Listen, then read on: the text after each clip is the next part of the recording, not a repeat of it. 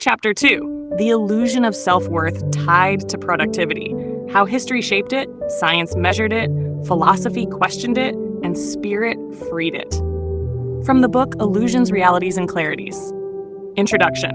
When doing became being, somewhere along the arc of human story, we began to confuse what we do with who we are. Productivity became proof of worth. Busyness became a badge of honor, and exhaustion became the unspoken cost of belonging. This illusion is subtle because it feels noble. To work hard is praised. To achieve much is admired. But beneath this applause lies a deeper hunger, the fear of being nothing unless we are constantly producing something. The soul, however, knows a different rhythm. The soul is not measured by output. The soul is already whole. In this chapter, we will unmask the illusion that self-worth must be earned through productivity. Through history, science, philosophy, and spirit, we will trace how this illusion rose, how it shaped societies and bodies, and how it can finally dissolve. History. The rise of the productivity ideal. The roots of productivity as self-worth reach back into the early agricultural age, when survival depended on harvests and labor. Human identity began to merge with what one could produce from the land. Worth was tied to toil. Centuries later, with the rise of the Protestant Reformation, this illusion deepened. Max Weber, in The Protestant Ethic and the Spirit of Capitalism, describes how Calvinist ideals equated labor with moral value. Productivity was not just an economic act. It was framed as spiritual proof of one's election. To work tirelessly was to be righteous. To rest was suspect. This ethic shaped the Industrial Revolution, when humans became cogs in vast economic machines. The clock replaced the sun as the measure of worth.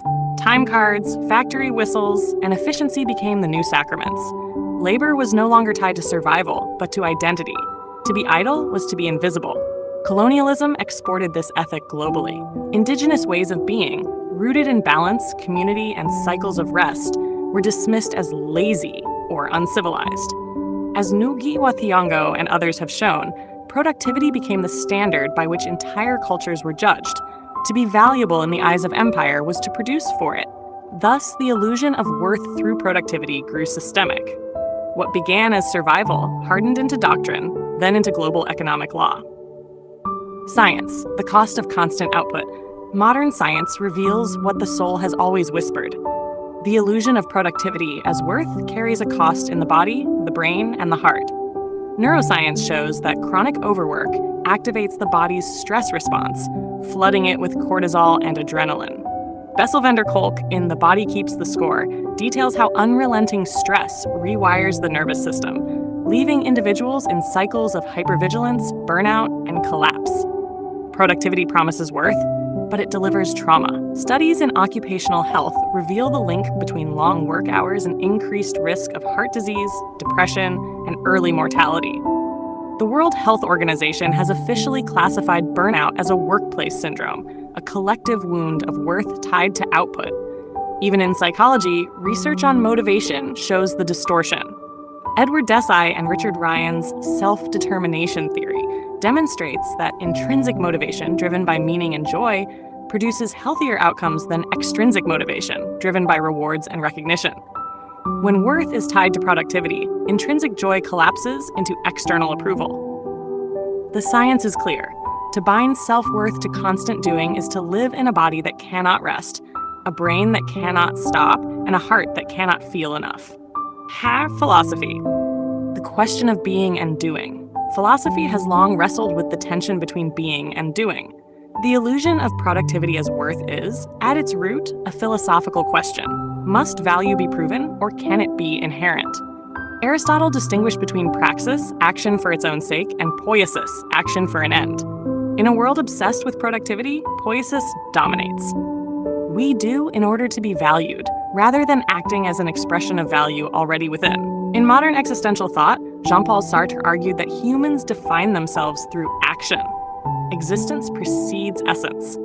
Yet Simone de Beauvoir, in The Ethics of Ambiguity, warned that this freedom becomes distorted when action is reduced to conformity with external measures. Productivity becomes a trap, not liberation. Meanwhile, Martin Heidegger, in Being and Time, lamented how modern humans fall into inauthenticity by losing themselves in busyness.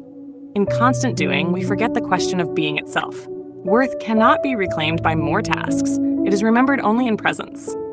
Philosophy, then, exposes the illusion. Productivity does not grant worth, it distracts from it. Spirit, the gift of rest and wholeness. Spirit has always carried a counter-narrative, that worth is not earned, it is given. Across traditions, we find teachings that honor rest, silence, and being as sacred. In the Hebrew scriptures, Sabbath was commanded not as laziness, but as liberation. To rest was to remember one's worth was not in bricks, crops, or coins, but in being beloved. Jesus himself said, "Consider the lilies. They neither toil nor spin, yet your heavenly Father clothes them." Worth is not measured by output, it is already clothed in love. In Buddhist practice, meditation dismantles the illusion of productivity by returning the mind to stillness. Enlightenment is not achieved by endless striving, but by dropping striving altogether.